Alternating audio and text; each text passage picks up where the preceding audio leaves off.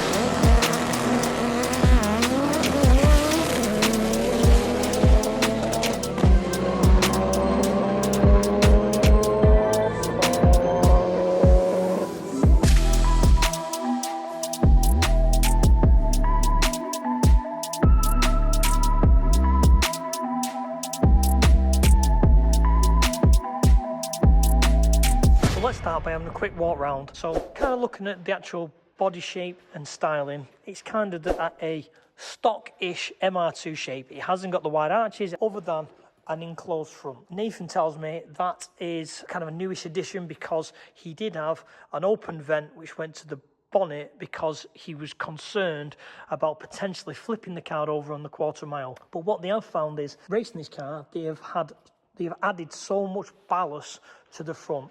Ballast being adding weight. So he tells me behind this bumper on this side and this side there is basically two, I can only imagine, poles where they add weight on to keep the nose down, because if you watch some of Nathan's runs, this thing very easily pulls the front wheels off the ground. To assist that, part of the ECU, it has a laser level height sensor. So what that does is, as the car lifts, the laser will pick up the angle of the car, and potentially whichever way the ECU is set up, it will pull time in, pull fuel, whatever it wants to do to bring the nose down to back level, which will help this car launch 60 foot and to keep the front end down. With the front wheels in the air, it's not a safe place to be, and your confidence to keep in the run is you kind of want to back out of it because you can't got no steering, you've got no feel. So hence that there being a fantastic addition to this car to allow it to keep itself on the ground. So going round to the rear, obviously these are rear engine. As you can see, it's still got, from what I can see, the factory engine cover. There is obviously the front end's fiberglass, side skirts are fiberglass, bumpers fiberglass, and it has this small carbon fiber aero wing to allow the air to flow to come over, which also assists for the parachute so it clears over the top. The exhaust comes out the side of the wing. There's a few little changes and a few little touches, but outside very much like a stock MR2. Interesting thing is, there's a saying in drag racing, the faster you go, the smaller the brakes. This car will trap speed at the quarter mile at 180 mile an hour, and this car has standard MR2 brakes on, and that there is frightening. So all these people that buy these 4 pots and 6 pots, just know that drag cars mainly run very small brakes, because again, they've got such a large runoff at pod, they can use that, and plus the parachute will scrub off so much speed when you pass the finishing line. It assists. And Nathan does tell me he has had a brake failure, brown trouser moment, but luckily with the parachute it pulled off enough speed for him not having to go into the gravel. So let's go into the engine assembly room. Obviously clean room, and obviously this is where the engine for the MR2 is being built for this season. And as you can see, the brand new, absolutely stunning, complete billet block. The reason why people go billet block is because of, as much as he hasn't broke the cast block on the original engine, the billet block there's no limits. In essence, you can put as much power as you can through this thing and it will hold together with no issues at all. So this is the latest development for these engines, done by obviously DP engine parts, and this thing is absolutely stunning with DP liners. Now, what some people who watch these videos won't understand is drag cars normally don't run water galleries through the block. They're normally solid filled, because obviously any kind of, let's say there's a water channel here and here, it just weakens this wall. So with having a full billet, you can adjust what you want. So if you put, I don't know, he was saying that they're running 4 bar of boost on the original cast block. Let's say they want to push more, you've not got to worry about cracking along this area.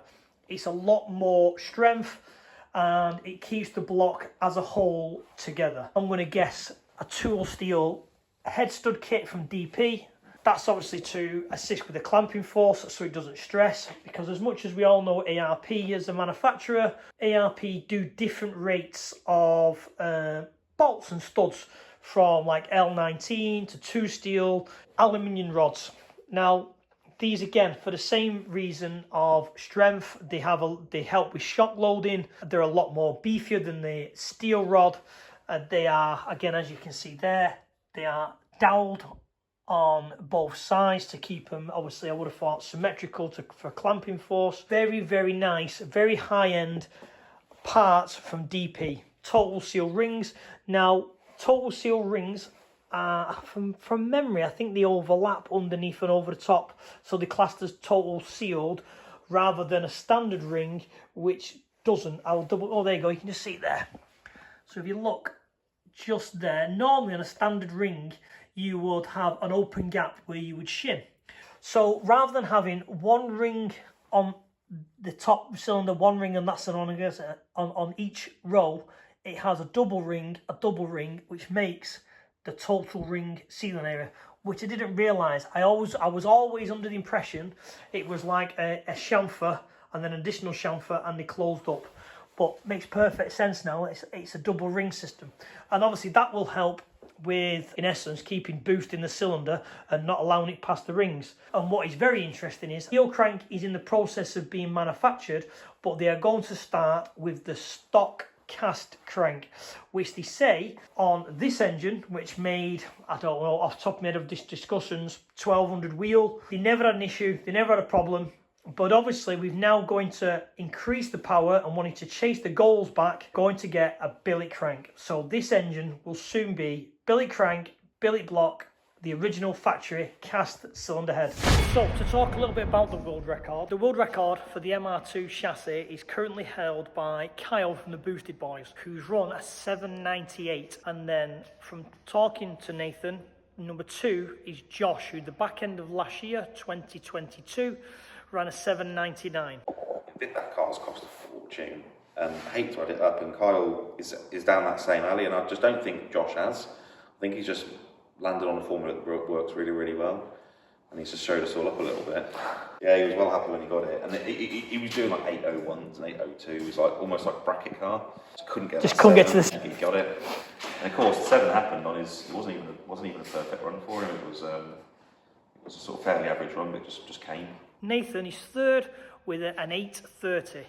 So they're so close together, minute margins, that it's going to be an absolute fantastic year coming up, because watching some of the Boosted Boiz stuff, he's going billet block on his K24. Nathan's going billet block. Unfortunately, we're hearing that Josh is selling his car. To say there's what, 0.4 of a second between the top 3 cars, and they're all pushing to go faster. I really, really hope and got my fingers crossed that Nathan can bring it back to the UK and get back on with the world record for the MR2 chassis. In here we have, this is classed as, it's an SQS shifter. What this is explain to people, is it's kind of like a H pattern gearbox. So everyone has the normal H pattern, but what this is it converts it into a sequential shift. So when you click backwards and forwards, you will see these cables just in different directions.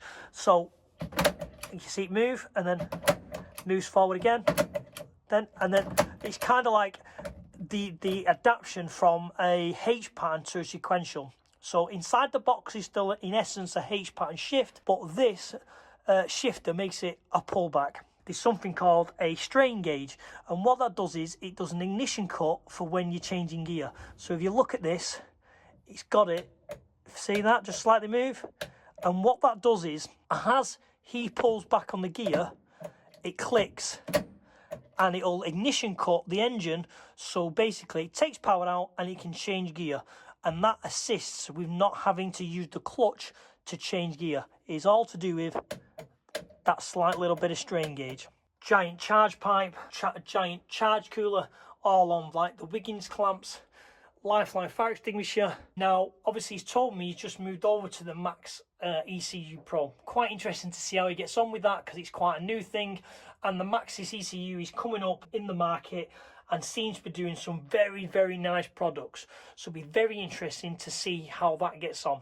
Obviously the Race Logic, which is for data analysing, for probably for videoing, for additional speeds and that type of things. You've got to think of, if you're going from the record, which I can't remember off the top of my head, let's say it's a 780 and you're running, you know, an 830, you're literally half a second. So you need every little bit of information to see where you can improve on the quarter mile to make yourself go faster. Looking up at the top, that's your parachute pull. So obviously when the end of the run, you would just pull it. AEM dash, shifter. So no, all in here is basically fit for purpose. Really, really nicely done. And I've got to say, love this shifter. Love the shifters. I think they really are a brilliant idea. The engine runs a dry sump. So this is obviously the dry sump oil tank. Obviously for safety, it has the fire extinguisher system, which obviously with a car of this power and speed, it's kind of common sense.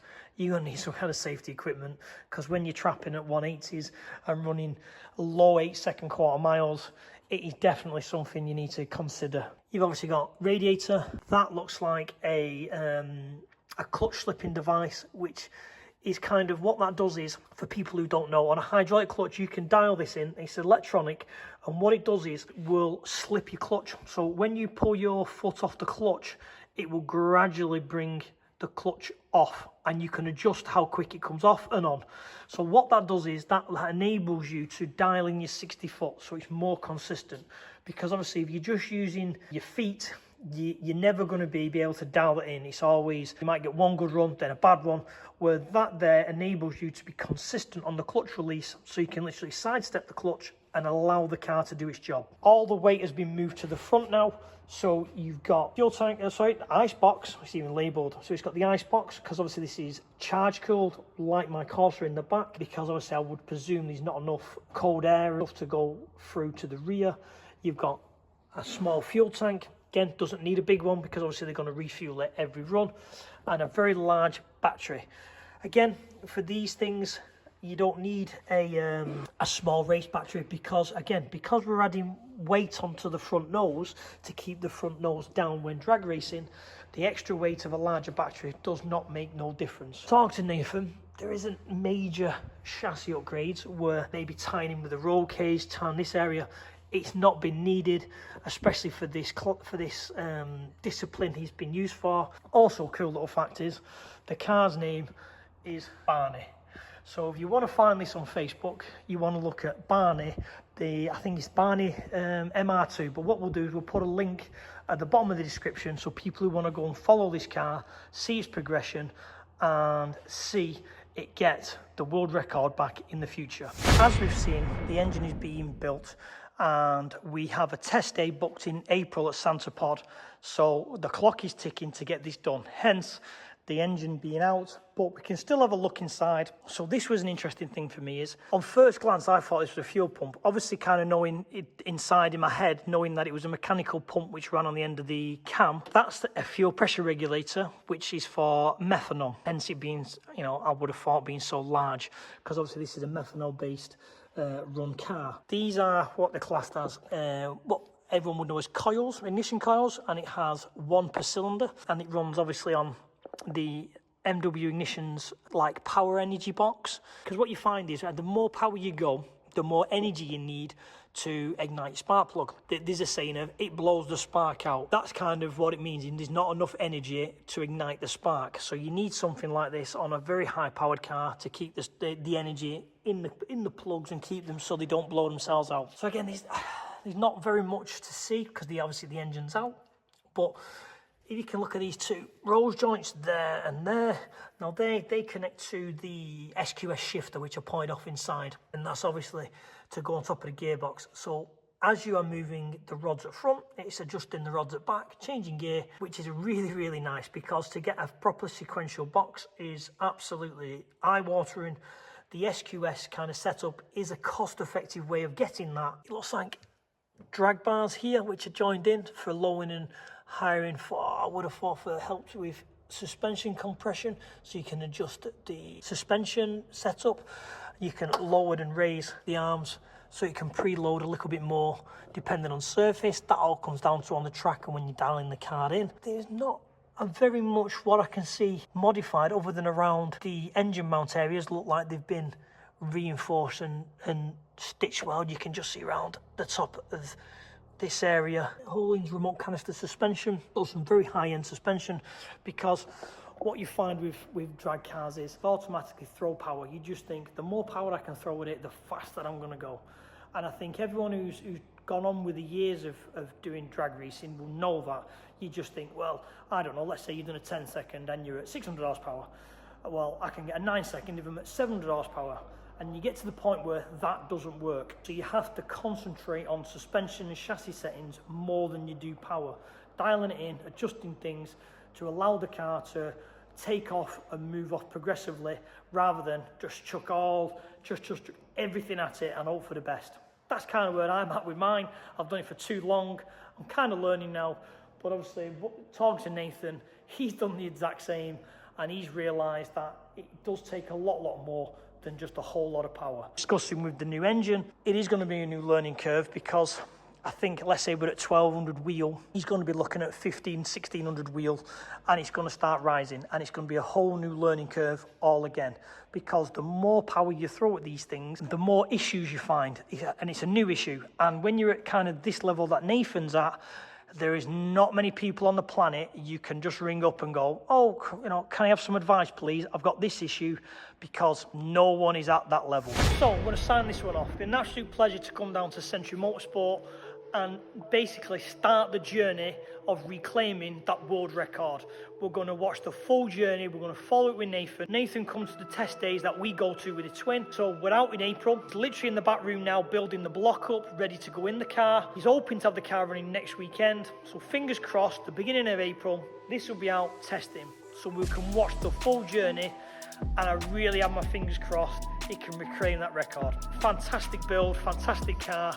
We're going to leave it there, and hopefully we'll see you on the next one, and we'll see you following this journey of Barney, the purple MR2.